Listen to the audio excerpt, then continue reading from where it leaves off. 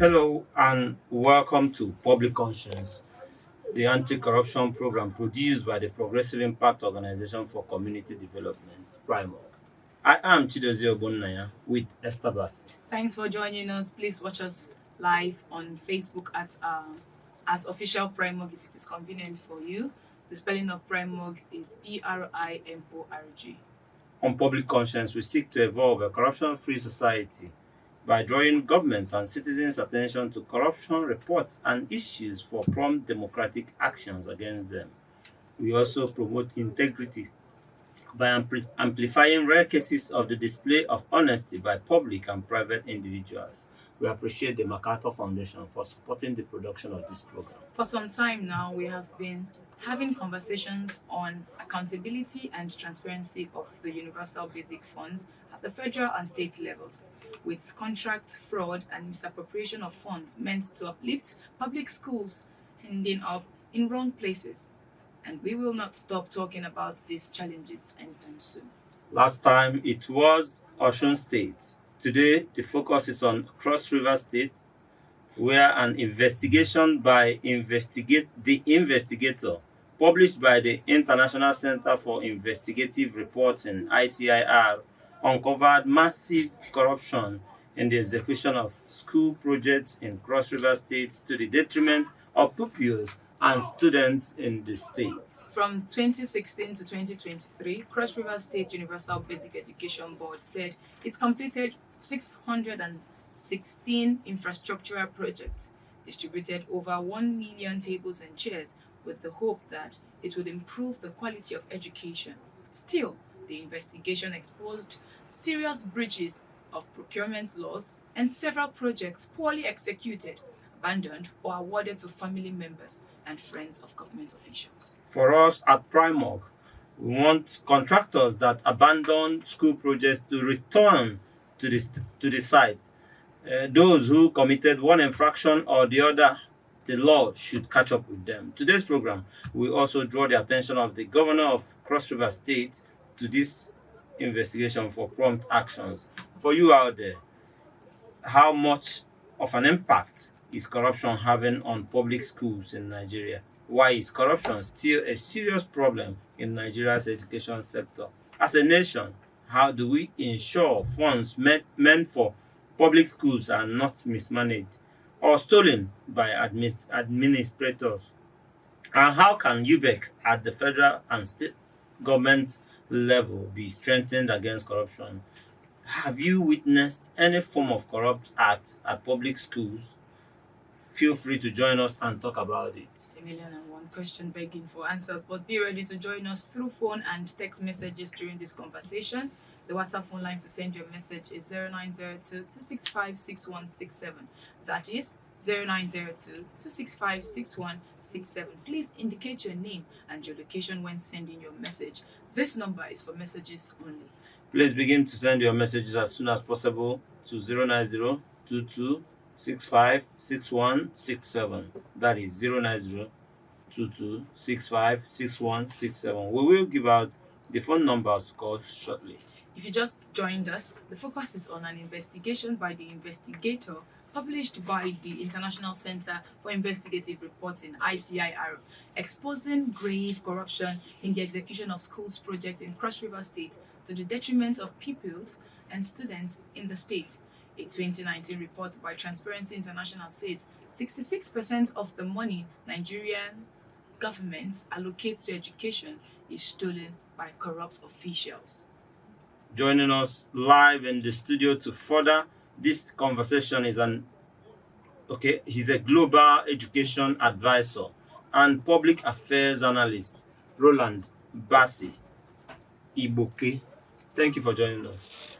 Thank you very much, and good morning. All right. And we are also being joined via the phone by the investigative reporter with the investigator, Jeremiah Achibong, who did this story. Good morning, everybody. Yeah, thank you. Good morning. It's nice to be here. Yes, thank you for joining us, and thank you for the good work you do sticking your head out there to go and carry out some investigations to the betterment of the society. But let's get straight to the point. Give us an overview of your report and what's the attraction to this report for you.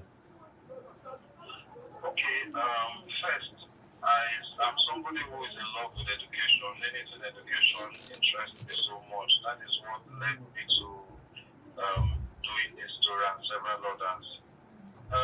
If you look at the story, it's talking about how contract fraud by politicians, contractors, is negatively impacting the quality of education that is being offered in our basic education sector, which is primary and junior secondary.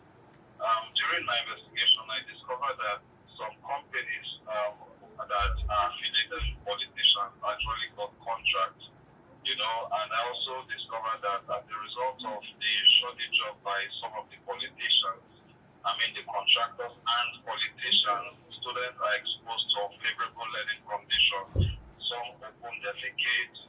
Some you had a situation where there was no proper need assessment. You have to go and inquire occasionally what they need. So that process of need assessment was not properly done, and you have projects that are not fit or not supposed to be in that school. For example, there's one in Bakassi, Ikan Central, the government primary school there. There's no toilet facility, right? But the contractor was contracted to build a 3-classroom block, but the man delivered a 4-classroom block. Why not convert the extra classroom block for a toilet space? So we had that situation. We had a situation where some of the schools learn in conditions that are not favorable because the contractor did not do a good job. What do I mean by that? You have faulty infrastructure. At Police Primary School in Ogoja, Igoli precisely, the capital of Ogoja, there's this school, Police Primary School. From the beginning of the building, the head teacher's office, through to other classrooms, you find cracks. The classrooms are leaking. Now, you move from there and go to, what is it called, a school in Ijeman. There's a secondary school in Ijeman, okay? It is as if the students go to learn how to cook, because from the words of the principal, each time they leave the school, the children are filled with white chalks as a result of the poor quality of terrazzo that was done, coupled with the fact that the roofs are leaking. So you have a couple of issues with the fact that some of the contracts actually go against procurement guidelines. You even have some that are not in line with, what is it called, in line with persons living with disability, because a law was passed in 2021 which is supposed to ensure that all public infrastructure should be accessible by people living with one or two conditions. So you have the Cross River State Disability Rights Law of 2021. I discovered that 12 contracts were awarded not in line with that provision, which means that it should be accessible to anybody who has one or two difficulties. Wheelchairs cannot pass through it. A blind man would not find his way easy through it. So there are so many challenges. I also discovered that, for example, over 20 contracts were awarded to companies in violation of procurement law, the procurement law. Some were not registered with CAC. Some did not have the necessary professional qualifications to do those jobs, but they were awarded this contract. You also find a situation where the contract has been completed and the school has not received the contract. Rather, it has not been handed over to the school.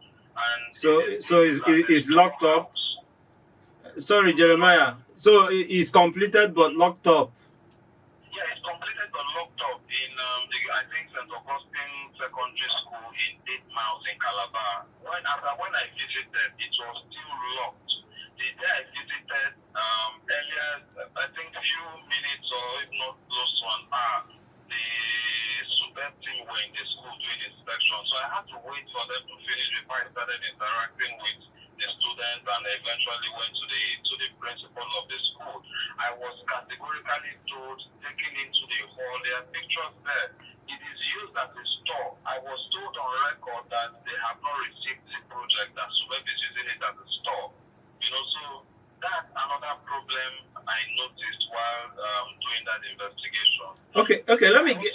sorry, let me jump.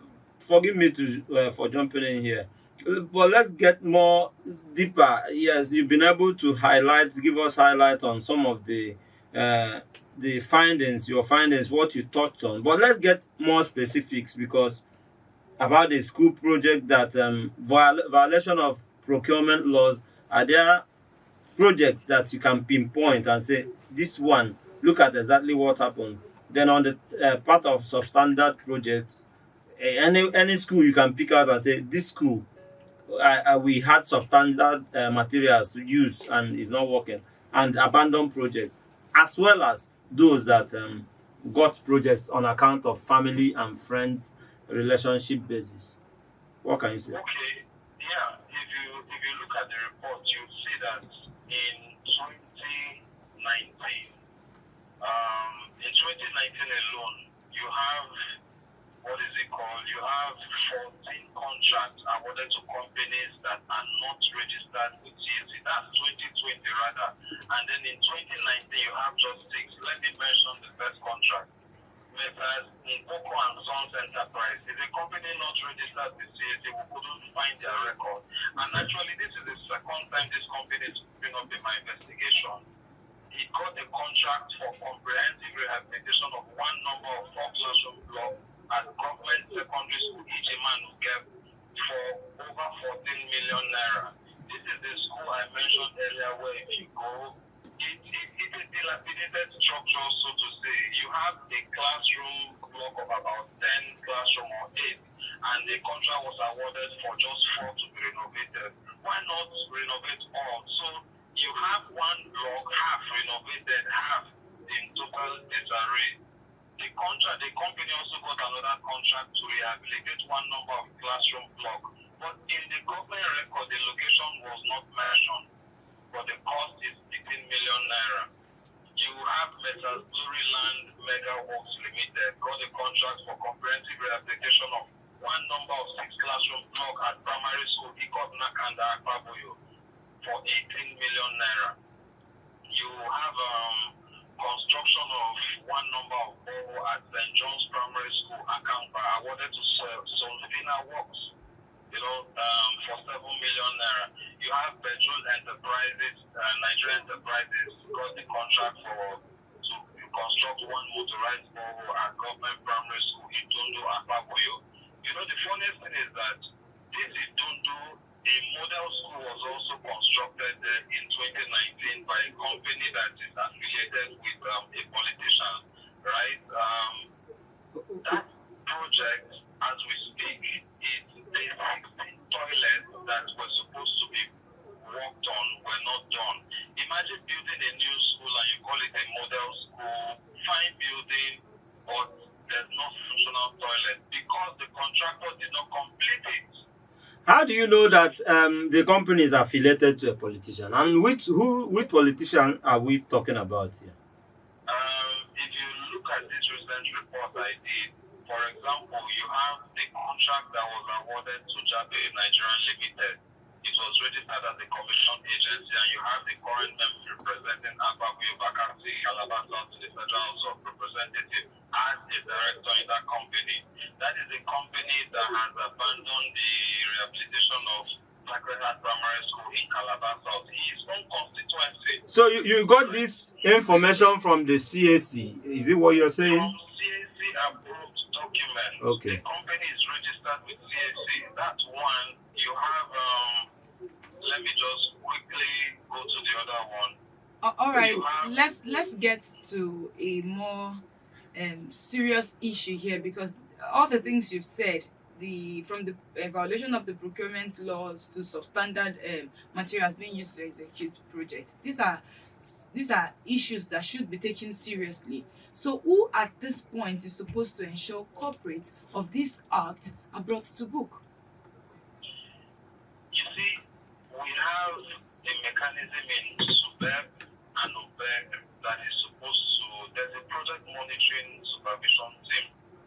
And if you know the way our contract law works, you are giving about 15% mobilization fee, and there are several stages of vetting and certification before you get to pay. These people in that department of supervising procurement and monitoring are the ones that are supposed to ensure procurement laws are adhered to. But if they are not doing their job, we have anti-graft agencies. But the issue is that how can these companies that abandon their projects, how did they get certified to be paid? Whereas there's full evidence that they did not complete what they were supposed to do. So Jeremiah, at this point, who do we hold responsible to return them back to site, and for those that abandoned their project, and for those that didn't deliver the project at all, how do we get them punished? I think that's the question my colleague was trying to put across. Okay, now the SUBEB, State Universal Basic Education Board, is a procuring entity. The procuring entity ought to be questioned. So SUBEB is the one that should be questioned. Thank God that the then SUBEB chairman that sat on all of this is the current Commissioner of Education. It made it difficult for me to get him to be interviewed for that story. I visited him. It took more than a week, 2-3 weeks trying to track him down. I waited for him more than 3 different times for over 5 to 6, 8 hours daily. I still could not find him. Now, when you talk about so he's aware. Yeah, he's aware. I visited his office. I filled every form, and he knows. We both spoke on the phone before I got the appointment. Can the governor of the state, Basi Otu, the current governor, what can he do anything about this? Governor Otu is not up to 1 year in office, and from the body language, I believe that if this gets to his attention, he should be able to take a decisive action, because looking at what he is doing, SEMA DG misbehaved, she was suspended, so he has tried to make himself look like an upright man, and we believe that with the caliber of people we have seen around him, he will be properly advised, because you have a situation where 4 companies linked to 2 prominent appointees getting over 10 contracts. Whereas, is it that there are no other contractors? Okay. And these companies did show the job. Because of our time, I'm just going to ask you if you will make extra effort to ensure that this report gets to the governor of the state, so that we can pool resources from all fronts, pool energy from all fronts to ensure that the right thing is done. And yes. Okay. Yes, I will certainly do that, because you see, I am not just the type of journalist who tells stories and go to sleep. I follow up, I do a lot of community engagement, and thank God my foundation, the Investigator Journalism Development and Innovation Foundation, is one that does not just investigate. We work with communities to make them become the front the driver of their situation, and we also try to work in partnership with stakeholders. So we are planning a town hall meeting where we will bring these affected communities in this particular story. Okay. Give them this document, bring people to talk to them like lawyers who are ready to also institute actions. You see, things like this goes unnoticed because communities. Okay. To make all the noise we do all with it, but communities still need to speak. Yes, I will take it upon myself, as I've always done in several other stories, continually visit the story and ensure that there's accountability. All right, we have to thank you so much, Jeremiah Chibong, for doing this report, investigative reporter with The Investigator. Thank you so much for this report and joining us this morning to explain further. Thank you very much. I'm really honored. All right. It is still Public Conscience, a production of the Progressive Impact Organization for Community Development, Primark. And we've been talking to an investigative reporter from all the way from Cross River, who did the report that we are looking at, where corruption, projects, malpractice in project delivering, and all that. His findings say that school projects in Cross River are undermined by violation of procurement laws, execution of procurement law, substandard execution of substandard projects, abandoned projects, award of projects to family members of government officials. Those are the infractions that he uncovered in his report, and that is what we're looking at. Back in the studio, I have my guest. He's still here with us. Thank you for staying with us. We have Roland Basibuke, who is a global education advisor and public affairs analyst. Thank you for staying with us. Thank you, sir. All right, let's quickly bring you in to have your take on the issue. What's your initial reaction to this report, and how worried are you about fraud in public schools? Thank you very much for having me, and most especially on a topic like this, which I find as very significant in our efforts as communities and as a country to develop and move forward. I think I find it quite worrying that in today's time and days that we find ourselves, we still have issues like this. But if we look at it very well, and in-depth look into the whole situation, we'll find that it is quite pervasive. That these are things that have been happening. It is recurring, and it seems it keeps on happening without, something firm, something decisive being done about it at all levels. So you're not surprised? I would say on two sides, I'm surprised, and on the other hand, I'm not surprised because of the people that are involved, the stakeholders. When you hear from the report, when you hear participants, you find out that these people are not people who are just bereft of. They are not daft. They know what they are doing. Incidentally, they are members of the communities. These things are happening in their own backyard. Then you ask yourself why. That's where the surprise comes in. All right. So, a good way to start there, but we open up this conversation more. But we have an audience, we have our listeners out there. Let's also bring them in so that while we keep them on, we also interact with you on a whole lot of issues we have lined out here. Yes, sir. Right. So please follow us on our social media platforms at Official Primorg. The spelling of Primorg is Primorg. Remember that we are still streaming live on Facebook at Official Primorg.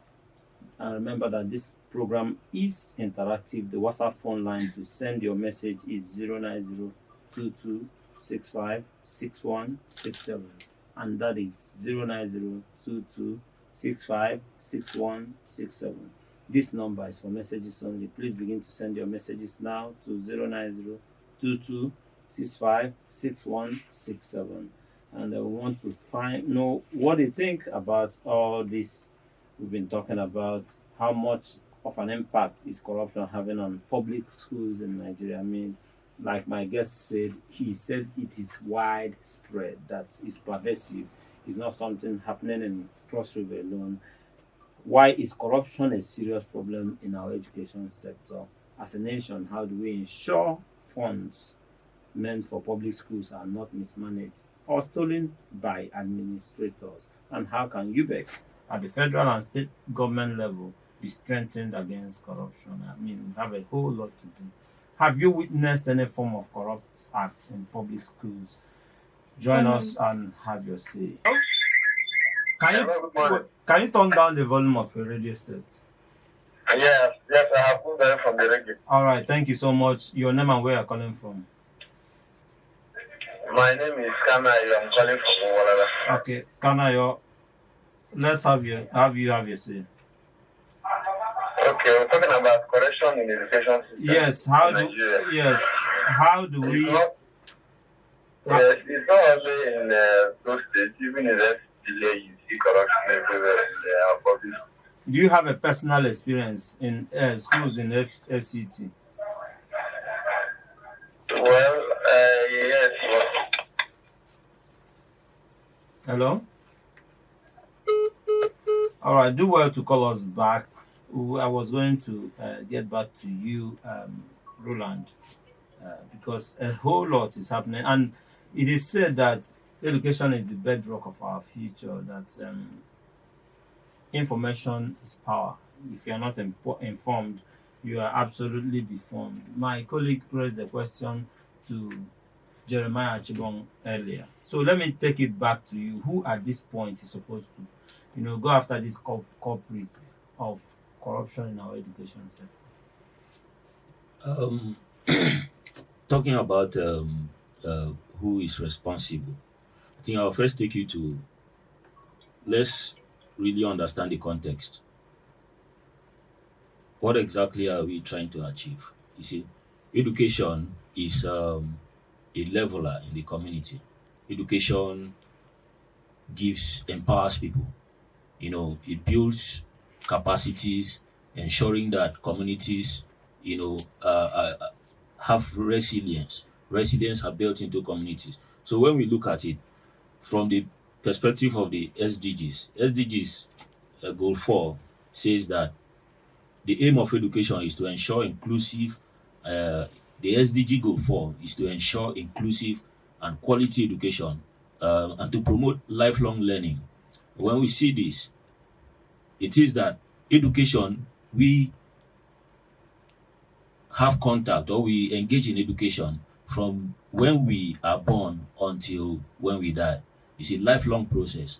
And for the SDG particularly, the focus is on vulnerable population, boys and girls, and ensuring that these people are able to take care of themselves, as they grow old, and that the community is where we make it where we can coexist and live our lives to the fullest. So saying that the responsibility rests on all of us, and it starts from what we are doing, informing the people, finding out what is happening and what is wrong, if anything has gone wrong, and trying to identify how to go about this. It's in a concentric cycle. you know the people, the community, which all the stakeholders are involved in, they have a responsibility. The bureaucrats, the people handling and who are primarily in charge of making sure implementation of these policies, are also responsible. And when you break them down, you have the community organizations, associations, you have even the PTA. In this sense, I feel that the PTA have not been empowered, to do their bit when we have issues like this. The PTA, which are the first level of interaction between the school and the community, also have to be questioned in all of this. Then we primarily also now look at the policy leaders, the politicians, as we call them. Interestingly, they are also members of these communities. And what they are doing actually weakens the community, weakens the resolve of the people. Their zest for life is reduced. All right, let's look at the dangers that lie ahead of us here as a nation if this corruption persists. What are the likelihood, like the dangers that is impending? The dangers are, yes. Yeah, go on. The dangers are, they are already with us. Basically issues of security. For how long now have we been talking about security problems? We have been thinking that with all the efforts government have been making at different levels, especially the federal government, that things will have taken a turn for good. But incidentally, it looks like we are going downhill day by day, and with situations like this, I think it will only accelerate the decay in the society. So And you are linking the corruption in the education sector yes, to the insecurity challenges we that's right. are having now. That's right. All right, can get social with us. Get to our Facebook page at official Primorg, all in one word. You can drop a message for us there. We are streaming live on Facebook. Let's see who is here. Hello, your name and where you are calling from. Very good. I'm calling from Ghana right now. All right, thank you for joining us. How can we, extricate or stop corruption that is bedeviling our education sector? My brother, the truth of it is that it is too clear. Two ways to government agencies.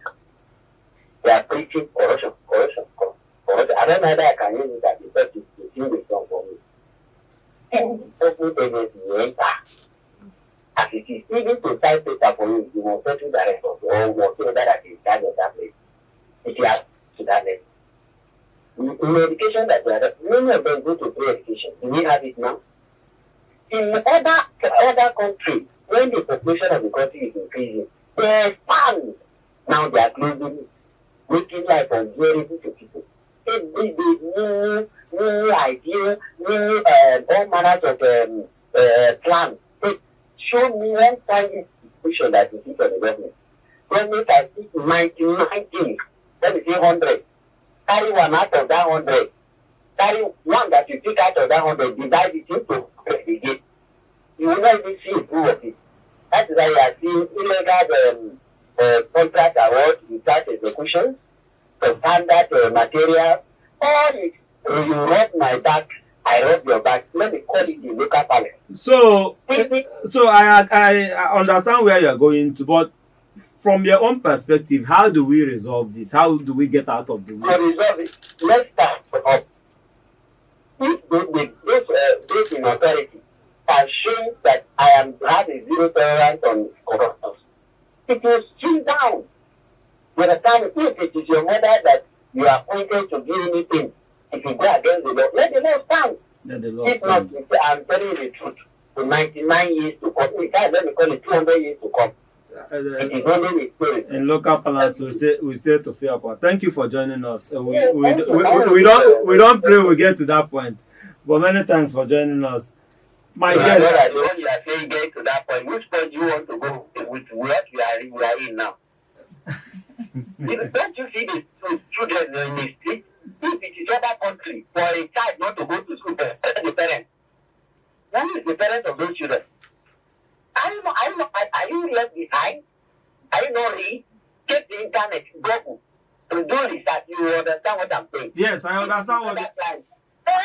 So why is it not implemented? Are we not a country? Are we not a sovereign nation? Is it the resources we lack? Are we the capacity? All right, let's leave it there. Thank you so much for your invaluable contribution. God bless. God bless you. All right. More grace. Thank you. All right. Let me tell you that my guest in the studio has been a global education advisor and a public affairs analyst, Roland Bassi Iboke. Thank you for staying with us. You want to pick it up from the my caller where he left off? I think if I come in there, what she just said just corroborates what I just mentioned earlier about where we are going. We are already in a bad situation from what we have, and we need to take action seriously and quickly. Seriously. Because we talked about security, the security, human security, security of the nation. Issues like this actually put us under stress as a country, as a state. If you look at the number of out-of-school children, it's over 10 million. Yeah. And Yes. that's a considerable number. Putting it side by side, if you consider our population as a country. Yes. Imagine a 10 million man army invading I tell you, Nigeria. That's what we are- some the prospect countries we in are looking at. Africa and Europe, they are not actually 10 million in Good. population. To tell you that is a huge population that we are losing people. Because Right. if you have people out on the street, out of school children, their future has been truncated. In a way Those are an army being raised against the country. against the country. But let's even look at our major albatross to having a good education system. We have identified corruption, no doubt. But what else do you think is, that devil, that's what is blocking our way to improving our education system? I think if we look at it critically, we will have to say patriotism. Why am I saying so? Because to chart a course away from where we are, we need people who can stand up. We need people who know what they are doing, who know that if they do something for the community, for the country, they are doing it for themselves. So we need those sets of people first. In every Persons of sector, integrity, you persons of mean? integrity, persons who can reform government structures, who go into public places and try to do things right. What we have is, based on the report, you see that it looks like totally nothing was done on ground. These are different levels. These contracts can still be done, and we have a minimum expectation. But when there's a total lack of presence or anything to show that something has been done, who can we ask questions? The people in the offices, that's the civil servants, are responsible. The people outside are also responsible in the communities. Civil society organizations, we have to take up, the civil society has to take up its own part, and professionals within the communities also have to play their own part to make sure that standard project management procedures are observed when we have programs like this, because without that we will not move forward, we can only move backwards. Citizens are very important because Jeremiah Chibo mentioned what did he call it now? Like carrying them along, that Yes, no the no plan. accountability project, Yes, taking the so communities they were along. not put in the picture when some of the projects were actually initiated. Yeah, the needs So assessment. needs assessment. Thank you for reminding me. Right. that. So if they are carried along and they know, what their rights and responsibilities are, they can, going forward, also they'll know that it is in their place to hold whoever, whether it's a political leader or a bureaucrat, they can hold them, responsible, and making sure that they also participate from the beginning. All right. It will reduce issues like this. Send us a message and we'll read that out. The destination has not changed. 09022656167 for your messages. We'll be glad to read them out. Okay, let's have you advise now the state government and other relevant agencies in bringing the corporates to book. What would this do to the educational sector? Bringing corporates to book is actually a long shot if we want to be honest with ourselves. So rather, what we will be looking at is, turning around, our mindsets, making sure that going forward things are done properly. Why am I saying so? Now, because a critical look at these problems, we know that the problems is situated in the offices, the initiators of these programs or the midwives of these programs. So if we want to start, we'll start with, like the investigator, the journalist mentioned there. We'll start with looking at the procurement process, the person in charge of procurement. That's what we'll start with. It's And- part of going after corporates. And they are still there. So that's where we need to start with before looking at, their people who work with them, like the companies, like we've said, companies who are not registered, who ordinarily should not be doing business in Nigeria, are doing business. That's another level of threat, which is economic.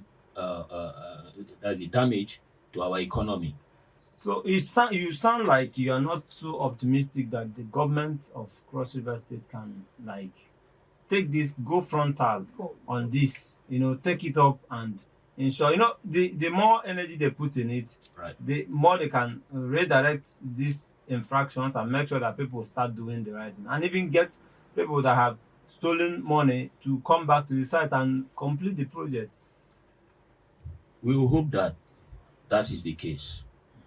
Yes, we hope that is the case. And like the first speaker said, that's the investigator mentioned, we have people of capacity, people who have proven themselves through the years in government. Even the governor himself is somebody who have been found worthy. The people of the state stood up for him before becoming a governor. If not, he wouldn't have been governor today. So we expect that he pays us back, in the same coin by doing good and trying to get on the people who are responsible to review these issues and see how they can tackle them. Because, like he has mentioned also, we are looking at the Ministry of Education, and the Subeb chairman who was in charge of these projects is currently heading that ministry.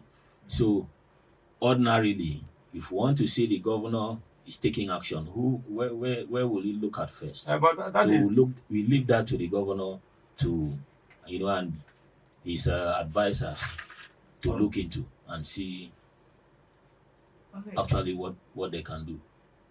Okay, so what do you think because you initially mentioned that citizens are not aware, their ignorance of maybe their rights and other things that we could pull or maybe hold those culprits to account, right? So how can citizens help in the fight against corruption in Nigerian schools? Is there a chance? Yes, we need to be interested in the first place, because, and by being interested, that is also another level of patriotism. Be interested in what's happening around you. Okay. Most times we look at our responsibilities and want to turn a blind eye. Sometimes we are overwhelmed, but we believe that, or I believe that we still have people, who can take a step, start this. You don't need 100 persons to follow you before you ask questions or do something. So citizens need to educate themselves, make themselves aware of their rights and responsibilities. That's where it starts first. Because if you don't know what is expected of you, you will not be able to perform or deliver on anything. So you have to be knowledgeable of what is your right, Yes, your boundaries before you're take a able step. to take a step.